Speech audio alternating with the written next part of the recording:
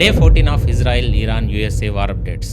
ఇప్పుడు సిచ్యువేషన్ ఊహించని మలుపులు తిరుగుతుంది. ముఖ్యంగా వెస్ట్రన్ ఇరాన్లో అమెరికాకి చెందిన ఒక పెద్ద ఫ్లయింగ్ పెట్రోల్ బంక్ ప్లేన్ కూలిపోవడం ఒక ఎత్తు అయితే, ఇప్పటివరకు అమెరికా కోల్పోయిన జిట్స్ 4 వరకు వెళ్ళింది. ఇక ఇండియా విషయానికి వస్తే దురదృష్టవశాత్తు ఇరాన్ చేసిన అటాక్స్లో ఒక భారతీయుడు ప్రాణాలు కోల్పోయాడు. అండ్ అదే టైంలో మన ఫారెన్ మినిస్టర్ తెలివితేటల వల్ల కొన్ని ఆయిల్ షిప్స్ సేఫ్గా ముంబైకి ఎలా చేరాయనేది నిజంగా ఒక ఇంట్రెస్టింగ్ పాయింట్. ఇక ఇరాన్ కొత్త సుప్రీం లీడర్ మోస్తబా ఖమేనీ కోమాలో ఉన్నారా, లేక ఆయన పంపిన ఆడియో మెసేజ్ కేవలం ఒక గోస్ట్ వాయిస్ మాత్రమేనా? ఈ సస్పెన్స్ ఇంకా కొనసాగుతూనే ఉంది. ఇంకా పర్షియన్ గల్ఫ్ ఐలాండ్స్ మీద కన్నేసిన అమెరికా, గూగుల్, అమెజాన్ లాంటి టెక్ జైంట్స్ని టార్గెట్ చేస్తున్న ఇరాన్ హ్యాకర్స్, అప్పుడే $100 దాటిపోయిన ఆయిల్ ప్రైజెస్, ఇంకా ఇలాంటి ఎన్నో దిమ్మ తిరిగే అప్డేట్స్ ఈ వీడియోలో క్లియర్గా మాట్లాడుకుందాం. ఎక్కడా స్కిప్ చేయకుండా చివరి వరకు చూడండి. ఫస్ట్ అప్డేట్ ఏంటంటే, వరల్డ్ వార్ 3 రేంజ్లో జరుగుతున్న ఈ ఇరాన్ అమెరికా వార్లో యూఎస్ మిలిటరీకి గట్టి షాక్ తగిలింది. అసలు ఏం జరిగిందంటే, వెస్ట్రన్ ఇరాక్లో ఎయిర్ స్పేస్లో అమెరికాకు చెందిన ఒక పెద్ద మిలిటరీ ప్లేన్ కూలిపోయింది. దీని పేరు KC-135 స్ట్రాటో ట్యాంకర్. దీన్ని సింపుల్గా చెప్పాలంటే ఇది ఒక ఫ్లయింగ్ పెట్రోల్ బంక్ అనమాట. అంటే యుద్ధ విమానాలు గాల్లో ఉండగానే వాటికి ఫ్యూయల్ నింపే అతి ముఖ్యమైన ప్లేన్ ఇది. ఆపరేషన్ ఎపిక్ ఫ్యూరీలో భాగంగా వెళ్తుండగా ఇది క్రాష్ అయింది. అమెరికన్ సెంట్కామ్ ఏమో ఇది టెక్నికల్ ఇష్యూ అని చెప్తుంది. కానీ ఇటుపక్క ఇరాన్ సపోర్ట్ ఉన్న గ్రూప్స్ మాత్రం మేమే కూల్చేసామని సోషల్ మీడియాలో రచ్చ చేస్తున్నాయి. ఇక్కడే అసలు ట్విస్ట్ ఉంది. ఇది ఒక్క ప్లేన్ మాత్రమే కాదు, యుద్ధం మొదలైనటి నుంచి ఇప్పటి వరకు మొత్తం 4 అమెరికన్ జెట్స్ నేలమట్టమయ్యాయి. అమెరికా అంటే తోపు, వాళ్ళ టెక్నాలజీ కొట్టేవాళ్ళు లేదనుకున్న వాళ్ళందరికీ ఇది ఒక పెద్ద షాకే. అండ్ మిగతా 3 ప్లేన్స్ కదా మీకు ఆల్రెడీ తెలిసే ఉంటుంది. అదే F-15A స్ట్రైకర్ ఈగల్స్. ఇవి ప్రపంచంలో మోస్ట్ పవర్ఫుల్ ఫైటర్ జెట్స్. కానీ ట్రాజడీ ఏంటంటే వీటిని ఇరాన్ గోల్చలేదు, ఇరాక్ కూడా గోల్చలేదు. కువైట్ దళాలు పొరపాటున ఇరాన్ మిసైల్ అనుకుని అమెరికన్ జెట్స్ మీద కాల్పులు జరిపాయి. ఆల్రెడీ చెప్పే దీన్ని ఫ్రెండ్లీ ఫైర్ అంటారు. ఈ కన్ఫ్యూజన్లోనే ఆ జెట్స్ కూలిపోయాయి. అండ్ పైలట్స్ కొంతమంది ఎజెక్ట్ అయ్యారు, ఒకళ్ళు ఇద్దరు చనిపోయారని న్యూస్ వచ్చింది అప్పుడు. కానీ ఇప్పుడు ఇరాక్లో కూలిన ఈ KC-135 స్టోరీ వేరు. ఇక్కడ కనీసం 5-6 మంది క్రూ మెంబర్స్ ఉన్నారని రిపోర్ట్స్ వస్తున్నాయి. వాళ్ళ పరిస్థితి ఏంటనేది ఇంకా సస్పెన్స్గానే ఉంది. అమెరికా ఇప్పటికే 7 మంది సోల్జర్స్ని కోల్పోయింది, 140 మందికి పైగా గాయపడ్డారు. ఇక నెక్స్ట్ అప్డేట్ చూసుకుంటే, ఇరాన్ అమెరికా యొక్క 2 ఆయిల్ షిప్స్ని పేల్చేసింది. అందులో మన ఇండియన్ మళ్ళా చనిపోయారు. బట్ దీనికంటే 2 రోజుల ముందు మన ఇండియన్ షిప్స్ ఈ రూట్లోనే సేఫ్గా ట్రావెల్ చేసి ముంబై వచ్చేసాయని చెప్తున్నారు. దానికి రీజన్ ఇండియా, ఇరాన్ మధ్య జరిగిన ఒక అగ్రిమెంట్. అలాగే ఇందాక ఇరాన్ కొత్త సుప్రీం లీడర్ యుద్ధం స్టార్ట్ అయినప్పటి నుంచి మొదటిసారి మెసేజ్ ఇచ్చాడు. బట్ ఒక కాంట్రవర్సీ ఉందిలేండి. అదేంటంటే, ఆయన మెసేజ్ ఇస్తున్నాడనే దానికంటే ముందే ఇంకొక మెసేజ్ వచ్చింది. అదేంటంటే ఆయన కోమాలో ఉన్నాడు అని.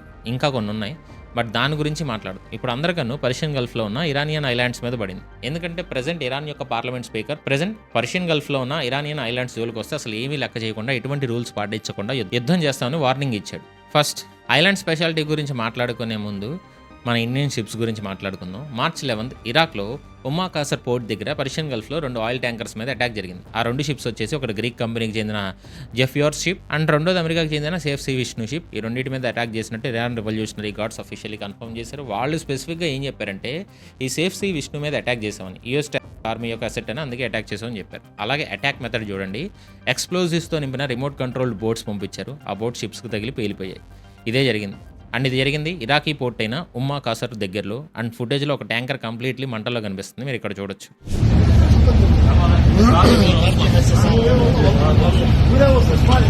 అండ్ ఈ అటాక్లో ఒకరు చనిపోయారు, 38 మందిని రెస్క్యూ చేశారు. చనిపోయింది ఒక ఇండియన్. సేఫ్ సీ విష్ణు మీద 16 మంది ఇండియన్ క్రూ మెంబర్స్ ఉన్నారు. బాగ్దాద్లో ఉన్న ఇండియన్ ఎంబసీ మిగతా 15 మంది ఇండియన్స్ సేఫ్గా ఉన్నారని కన్ఫర్మ్ చేసింది. బట్ చాలా మంది గమనించిన విషయం ఏంటంటే, ఇది స్ట్రైట్ ఆఫ్ హార్ముజ్లో జరగల, ఇరాక్ యొక్క టెరిటోరియల్ వాటర్స్లో జరిగింది, కాసర్ బోర్డ్ దగ్గర. అంటే ఇరాన్ అటాక్ చేసే రేంజ్ ఇప్పుడు హార్ముజ్ దాటి ఇరాక్ వరకు వెళ్ళింది.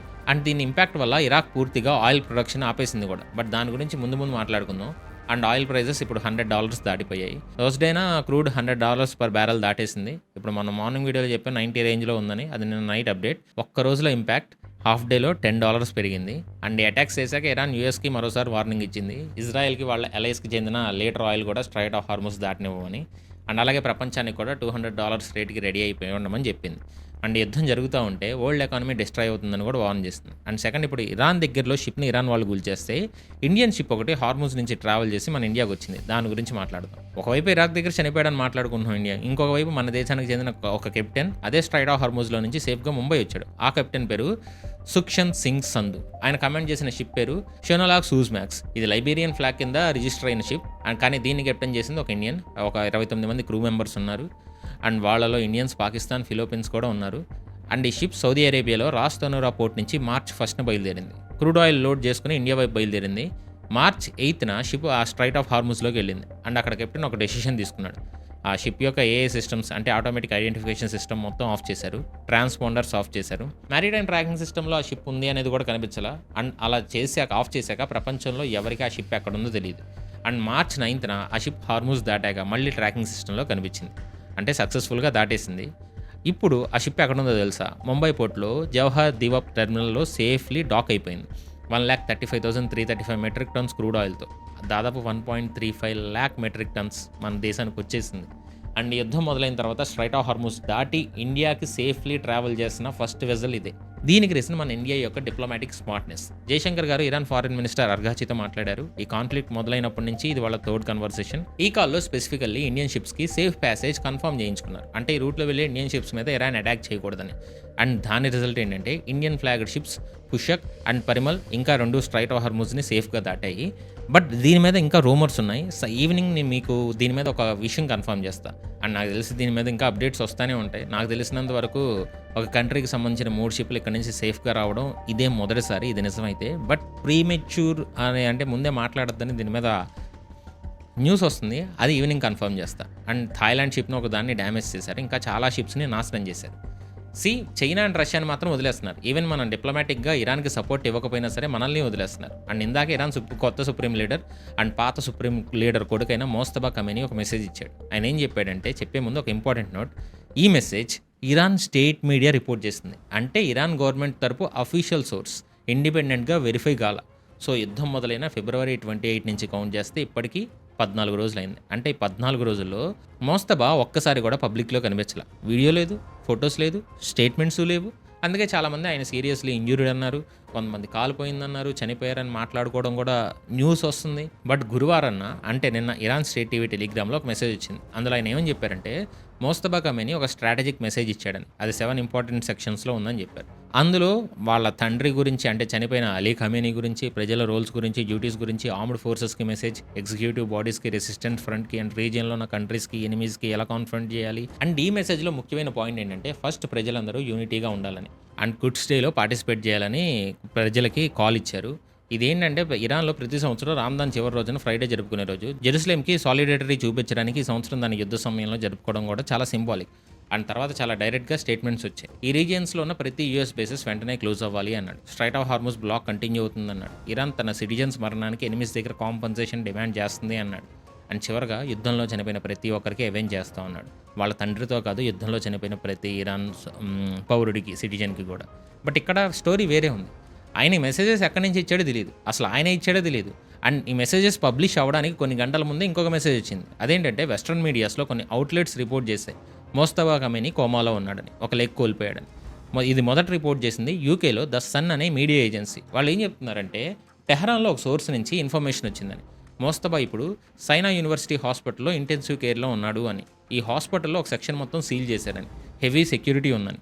అండ్ ఆ సోర్సెస్ ఏం చెప్పారంటే, హాస్పిటల్ ట్రామా టీంలో తనకు తెలిసిన వాళ్ళు చెప్పారని, 1 లేదా 2 లెగ్స్ కట్ ఆఫ్ అయ్యాయి, లివర్ లేదా స్టమక్ రప్చర్ అయింది, ఆయన కోమాలో ఉన్నాడు.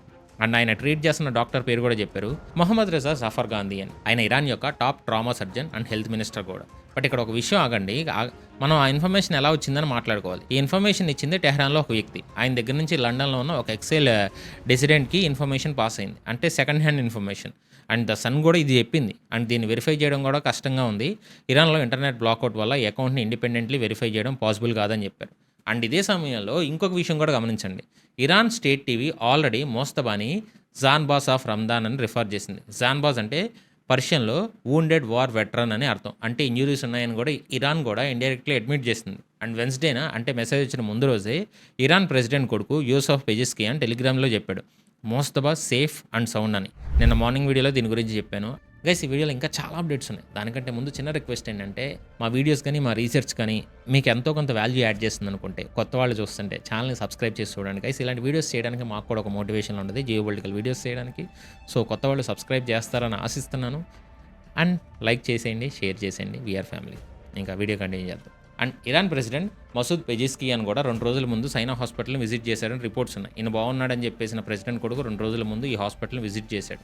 సో ఇప్పుడు సిచ్యువేషన్ ఏంటంటే, ఒకవైపు వెస్ట్రన్ మీడియాలో కోమాలో ఉన్నాడో లేకపోయింది అంటుంది, ఇంకోవైపు ఇరాన్ ఏమో సేఫ్ అండ్ సౌండ్ అంటుంది. అండ్ అదే రోజు ఒక ఆడియో మెసేజ్ వచ్చింది. అందులో మోస్తబా గొంతు వినిపించింది యుఎస్ ఇజ్రాయెల్ అటాక్ గురించి, మినాబ్ స్కూల్ మాస్కార్ గురించి. గల్ఫ్ కంట్రీస్కి వార్నింగ్ గురించి మాట్లాడాడు. బట్ ఇక్కడ అసలు క్వశ్చన్ ఏంటంటే ఆడియో మెసేజ్ వచ్చింది సరే, అది నిజంగా ఆయనే మాట్లాడా అని. అది ఆయన వాయిసా లేదా ఇరాన్ మిలిటరీని అండ్ ఫైట్ చేసే వాళ్ళని మోటివేట్ చేయడానికి క్రియేట్ చేసిన ఏఐ వాయిసా అని. ఎందుకంటే దెబ్బ తగిలిన వాడి వాయిస్ మారుద్ది అండ్ దాన్ని ఎవరు ఇండిపెండెంట్గా వెరిఫై చేయలేరు. అందుకే ప్రజెంట్ దీన్ని మోస్తబా గోస్ట్ మెసేజ్ అని అంటున్నారు. సో టైమే దీనికి సమాధానం చెప్పాలి. దీని మీద అప్డేట్ వస్తే ఖచ్చితంగా చేస్తా అసలుకి. అండ్ ఇప్పుడు అమెరికా ఇచ్చిన ఒక వార్నింగ్ కూడా వైరల్ అవుతుంది. ఆ వార్నింగ్ ఏంటంటే ఇరాన్ పార్లమెంట్ స్పీకర్ మొహమ్మద్ బాగెర్ ఘలీబాద్ మీద ఒక పోస్ట్ వచ్చింది. అండ్ ఆ పోస్ట్లో వాడిన వర్డ్స్ చదివితే అర్థమవుతుంది సిచ్యువేషన్ ఎంత సీరియస్గా ఉందో. ఆ పోస్ట్లో ఆయన ఏమన్నారంటే హోమ్ల్యాండ్ ఆర్ డెత్. పర్షియన్ గల్ఫ్లో ఉన్న ఇరానియన్ ఐలాండ్స్ మీద ఏ దాడి జరిగినా మేము అన్ని రెస్టారెంట్స్ వదిలేస్తాం. పర్షియన్ గల్ఫ్ని ఇన్వేడర్స్ యొక్క రక్తంతో నింపుతాం. అమెరికన్ సోల్జర్స్ యొక్క రక్తానికి ట్రంపే పర్సనల్గా రెస్పాన్సిబుల్. ఆ తర్వాత మమ్మల్ని అడగద్దని. బట్ ఇక్కడ విషయం ఏంటంటే ఈ వార్నింగ్ ఎందుకు వచ్చింది అని. అంటే ఐలాండ్ మీద అటాక్స్ చేయొద్దని చెప్తున్నారా లేదా ఐలాండ్ ఇరాన్కి ఎంత ఇంపార్టెంటో అని హింట్ ఇస్తున్నారా అనేది అర్థం కావడంలో. బట్ యాక్సియోస్ రిపోర్ట్ ప్రకారం ప్రజెంట్ యూఎస్ అఫీషియల్స్లో ఒక డిస్కషన్ జరుగుతుంది. కర్గ్ ఐలాండ్ని సీజ్ చేయాలా వద్దా అని. కర్గ్ ఐలాండ్ ఏంటంటే అది ఇరాన్ యొక్క మెయిన్ ఆయిల్ టెర్మినల్. ఇరాన్ చేసే ఆయిల్ ఎక్స్పోర్ట్స్లో దాదాపు 90% ఈ ఐలాండ్ మీద నుంచే వెళ్తాయి. అమెరికా ఐలాండ్ని క్యాప్చర్ చేస్తే ఇరాన్కి ఆయిల్ రెవెన్యూ పూర్తిగా ఆగిపోద్ది. ఇరాన్ ఎకానమీ కొలాప్స్ అయ్యింది. ఎందుకంటే ప్రజెంట్ ఇరాన్ డిపెండ్ అయ్యి ఉంది మెయిన్గా ఆయిల్ మనీ మీదే. యుద్ధం టైంలో ఎవరు ట్యాక్స్లు కడతారు, ఎక్కడి నుంచి ఇన్కమ్ వస్తుంది చెప్పండి. వాళ్ళు ఇల్లీగల్గా ఆయిల్ నమ్ముకుంటున్నారు. బట్ ఇరాన్లో ఎక్కడ ఆయిల్ ప్రొడ్యూస్ అయినా సరే అది ఆ ఐలాండ్ మీద నుంచి ట్రాన్స్పోర్ట్ అయ్యి మిగతా కంట్రీస్కి వెళ్తుంది. అండ్ అలాగే ఇరాన్ దగ్గర పర్షియన్ గల్ఫ్లో ఉన్న 3 ఐలాండ్స్ ఉన్నాయి. అబు ముసా, గ్రేటర్ తుమ్, లెస్సర్ తుమ్. ఈ 3 ఐలాండ్స్ ఇరాన్ 1971లో యూఏఈ ఫార్మేషన్కి ముందు తన కంట్రోల్లోకి తీసుకుంది. యూఏఈ ఇప్పటికీ అవి మావే అని చెప్తుంది. బట్ ఇరాన్ వదలట్లా. ఎందుకంటే ఐలాండ్స్ స్ట్రైట్ ఆఫ్ హార్ముజ్కి దగ్గరలో ఉన్నాయి. వాటి నుంచి హార్ముజ్ మొత్తాన్ని కంట్రోల్ చేయొచ్చు. అండ్ ఇప్పుడు యూఎస్ ఐలాండ్ని సీజ్ చేయాలని ప్లాన్ చేస్తుందంటే హార్ముజ్ మీద కంట్రోల్ తీసుకోవాలని. ఆ కర్గ్ ఐలాండ్ని తీసుకొని ఇరాన్ ఆయిల్ రెవెన్యూ ఆపాలని ట్రై చేస్తుందని అర్థం. అండ్ ఇంకోటి ఏంటంటే ఈ ఐలాండ్స్ని కోల్పోతే ఇరాన్ యొక్క మెయిన్ కంట్రోల్ పాయింట్ అంటే ప్రపంచాన్ని భయపెట్టే ఆయుధం అప్పుడు ఇరాన్ నుంచి వెళ్ళిపోద్ది. అలానే ఇరాన్ పూర్తిగా పవర్ కోల్పోతుందంటే నో, దానికి పవర్ ఉంటుంది. ఎందుకంటే ఐలాండ్స్ పక్కన ఇరాన్ కూడా ఉంది. అండ్ ఈ ఐలాండ్స్ కాకపోతే ఇరాన్ నుంచి షిప్స్ మీద బాంబులు వస్తుంది. అండ్ అలాగే అప్పుడు ఇరాన్ కొత్తగా అమెరికన్ కంపెనీస్ని టార్గెట్కి పెట్టుకుంటుంది. రీసెంట్గా Iran state media affiliated Tasnim news agency ఒక లిస్ట్ని పబ్లిష్ చేసింది. దాని పేరు ఇరాన్స్ న్యూ టార్గెట్స్. ఆ లిస్ట్లో ఉన్న పేర్లు చదువుతుంటే చాలామంది ఇన్వెస్టర్స్ గుండెల్లో ఒక పెద్ద బండరాయి పడినట్టు అయింది. ఎందుకంటే ఆ లిస్ట్లో కేవలం అమెరికన్ ఆర్మీ లేదా ఇజ్రాయెల్ ఆర్మీ బేస్లు, షిప్లు కాకుండా Google, Amazon, Microsoft, Nvidia, IBM, Oracle, Palantir ఇవన్నీ ఉన్నాయి. అండ్ మీకు తెలుసు ప్రెజెంట్ వరల్డ్ రన్ అవ్వడానికి కంపెనీస్ కావాలి అని. అండ్ ఇప్పుడు కంపెనీస్ యొక్క బ్రాంచ్లు అంటే ఇజ్రాయిల్లో, దుబాయ్లో, అబుదాబీలో ఉన్న offices, cloud centres, data centres, development centres అన్నీ ఇరాన్ టార్గెట్ లిస్ట్లో ఉన్నాయి. And Iran linked IRGC organisation spokesperson ఏం చెప్పాడంటే యూఎస్ ఇంకా ఇజ్రాయెల్కి చెందిన ఎకనామిక్ సెంటర్స్ అండ్ బ్యాంక్స్ అన్నీ మా టార్గెట్సే. ఆ రీజియన్లో ఉన్న ప్రజలు ఆ బ్యాంక్స్ దగ్గర 1 కిలోమీటర్ లోపు ఉండకూడదు. అమెరికన్స్ మా రెస్పాన్స్ కోసం వెయిట్ చేయండి అని. బట్ ఇక్కడ మీకు ఒక ముఖ్యమైన విషయం అర్థం చేసుకోవాలి. ఇది కేవలం వార్నింగ్స్ మాత్రమే కాదు, అటాక్స్ ఆల్రెడీ మొదలయ్యాయి. లాస్ట్ వారమే ఇరాన్ డ్రోన్స్ బహ్రెయిన్లో ఉన్న అమెజాన్ డేటా సెంటర్ని హిట్ చేశాయి. యూఏఈలో 2 అమెజాన్ లొకేషన్స్ మీద కూడా ఇరానియన్ డ్రోన్స్ దాడి చేశాయి. అంటే లిస్ట్ వేయడం మాత్రమే కాదు, ఎగ్జిక్యూట్ చేయడం కూడా ఆల్రెడీ ఎప్పుడో మొదలైంది. అండ్ ఇప్పుడు సైబర్ వరల్డ్లో కూడా మొదలైంది. హండాల్ అనే ఇరానియన్ హ్యాకర్ గ్రూప్ వెన్స్డేనా మిచిగన్లో ఉన్న స్ట్రైకర్ కార్పొరేషన్ని హ్యాక్ చేసింది. స్ట్రైకర్ ఏంటంటే ఇది ఒక మెడికల్ డివైసెస్ మ్యానుఫ్యాక్చర్ చేసే కంపెనీ. వాళ్ళు ఏమంటారంటే మెనాఫ్ స్కూల్ బాంబింగ్కి రిటాలియేషన్గా అటాక్ చేసామని. వాళ్ళ క్లెయిమ్ ప్రకారం సిస్టమ్స్ ఇంకా మొబైల్ డివైసెస్ స్వైప్ చేశారు, 50 టెరాబైట్స్ డేటా ఎక్స్ట్రాక్ట్ చేశారు అని స్ట్రైకర్ కంపెనీ తరపున ఒక స్టేట్మెంట్ వచ్చింది. వాళ్ళు ఏమన్నారంటే వాళ్ళ సిస్టమ్స్ అండ్ బిజినెస్ అప్లికేషన్స్లో డిస్ట్రప్షన్స్ జరుగుతున్నాయి, ఫుల్ రీస్టోరేషన్ టైం లైన్ ఇంకా తెలియదని చెప్పారు. ఈ స్ట్రైకర్ షేర్ ప్రైస్ దాదాపు 3% పడిపోయింది. అండ్ ఒక సైబర్ సెక్యూరిటీ ఎక్స్పర్ట్స్ చెప్పిన మాటలు ఇప్పుడు వైరల్ అవుతున్నాయి. ఆయన దీన్ని first drop of blood in water అన్నాడు. అంటే ఇది మొదలు మాత్రమే, ఇంకా చాలా అటాక్స్ రాబోతున్నాయని. ఇప్పుడు ఒక నిమిషం ఆలోచించండి. మీరు ప్రతిరోజు వాడే గూగుల్, మైక్రోసాఫ్ట్, అమెజాన్ అన్నీ ఇప్పుడు ఇరాన్ టార్గెట్లో ఉన్నాయి. మీ ఫోన్లో ఉన్న యాప్స్, మీరు వాడే క్లౌడ్ స్టోరేజ్, మీ కంపెనీ యొక్క సిస్టమ్స్ అన్నీ ఇండైరెక్ట్లీ ఈ కంపెనీస్ మీద డిపెండ్ అయి ఉన్నాయి. ఇరాన్ వాటిని టార్గెట్ చేస్తే ఇంపాక్ట్ అందరికీ తగులుద్ది. అండ్ ఇది ఇంకా సీరియస్ అవుద్ది. ఎందుకంటే ఇప్పుడు ఇరాన్ ఇంటర్నెట్ కనెక్టివిటీ దాదాపు 1 నుంచి 4% మాత్రమే ఉంది. యుఎస్ సైబర్ కమాండ్ ఇరాన్ యొక్క కమ్యూనికేషన్ నెట్వర్క్ డిస్ట్రాయ్ చేసిందని చెప్పుకున్నాం. అంటే ఇరాన్కి ప్రాపర్ ఇంటర్నెట్ లేదు. బట్ ఆ సిచ్యువేషన్లో కూడా ఇరానియన్ హ్యాకర్స్ అటాక్స్ చేయగలుగుతున్నారు. ఎందుకంటే వాళ్ళు కేవలం ఇరాన్లో బేస్ అయ్యలేరు. ఇప్పుడు ప్రో ఇరానియన్ యాక్టివిస్ట్ గ్రూప్స్ ప్రపంచం నలుమూలల్లో ఉన్నారు. వాళ్ళు ఇరాన్కి డైరెక్ట్లీ కనెక్టెడ్ కాకుండా ఇరాన్ తరపున అటాక్స్ చేయగలరు. అంటే ఇరాన్ యొక్క స్లీపర్ సెల్స్ లాగా వర్క్ చేస్తున్నారు. బట్ నిజమైన స్లీపర్ సెల్స్ని కూడా ఇరాన్ యాక్టివేట్ చేస్తుందని ట్రంప్నే చంపబోతున్నారని న్యూస్లో వస్తున్నాయి. ఫిబ్రవరి 28న యూఎస్ స్ట్రైక్స్ చేసిన కొద్ది రోజుల్లోనే ప్రపంచవ్యాప్తంగా ఒక కొత్త షార్ట్ వేవ్ రేడియో ఫ్రీక్వెన్సీ మీద క్రిప్టిక్ మెసేజ్ బ్రాడ్కాస్ట్ అవ్వడం మొదలైంది. దాని గురించి మనం మాట్లాడుకున్నాం. ఆ మెసేజ్ ఎలా మొదలైందో తెలుసా? అది పర్షియన్ లాంగ్వేజ్లో ఉంది. ఇంగ్లీష్లో అయితే అటెన్షన్ అని. ఆ తర్వాత ఒక మేల్ వాయిస్ ర్యాండమ్గా నెంబర్స్ చదువుతుంది. ఇదే టెక్నిక్ని కోల్డ్ వార్లో కేజీబీ ఇంకా సిఏఏ ఏజెంట్స్ వాడారు. దీన్ని నెంబర్ స్టేషన్ అంటారు. డీప్ కవర్లో ఉన్న స్పైస్కి ఆర్డర్ ఇవ్వడానికి ఈ మెథడ్ వాడతారు. ఈ నెంబర్కి ఒక స్పెషల్ ఎన్క్రిప్టెడ్ కోడ్ ఉంటుంది. దాన్ని డీక్రిప్ట్ చేయగలిగిన వాళ్ళకి మాత్రమే అందులో మెసేజ్ అర్థం అవుతుంది. ఆ కోడ్ లేని వాళ్ళకి మాత్రం అది ర్యాండమ్ నెంబర్స్ మాత్రమే. అండ్ డిజిటల్ ఏజ్లో ఇలాంటి బ్రాడ్కాస్ట్ తగ్గిపోయాయి. కానీ ఫిబ్రవరి 28 తర్వాత ఒక కొత్త బ్రాడ్కాస్ట్ డిటెక్ట్ అయింది. ఎఫ్బీఐ అండ్ ఫెడరల్ అథారిటీస్ దీన్ని ఇంటర్సెప్ట్ చేశారు. వాళ్ళ ప్రకారం ఇది ఇరాన్ ఆరిజిన్ నుంచి వచ్చి ఉండొచ్చు అని చెప్తున్నారు. అలాగే ట్రాన్స్మిషన్ మల్టిపుల్ కంట్రీస్ మీదుగా రిలే అయింది. అండ్ అమెరికాలో ఎక్కడ ఉన్న ఇరానియన్ స్లీపర్ సెల్ మెంబర్స్కి ఇది ఆపరేషనల్ ట్రిగ్గర్గా పనిచేసి ఉండొచ్చని ఫెడరల్ అథారిటీస్ వార్నింగ్ ఇస్తున్నారు. అండ్ థియరీ మాత్రమే కాదు, ఆల్రెడీ ఒక ఇన్సిడెంట్ జరిగింది. దాని గురించి మనం ప్రీవియస్ వీడియోలో చెప్పుకున్నాం. ఫిబ్రవరి 28న ఒక రోజు తర్వాత టెక్సాస్లో ఆస్టిన్లో 53 సంవత్సరాల డియాగా అనే వ్యక్తి ప్రాపర్టీ ఆఫ్ అల్లా అని రాసిన హుడీ వేసుకొని ఇరానియన్ ఫ్లాగ్ డిజైన్ టీషర్ట్ వేసుకొని పాపులర్ బార్ స్ట్రిప్లోకి వెళ్ళాడు. 3 చంపాడు, 13 మందిని ఇంజూరీ చేశాడు. చనిపోయిన వాళ్ళలో మన ఇండియన్ అమ్మాయి కూడా ఉంది. అండ్ పోలీసులు చంపేశారు అనుకోండి.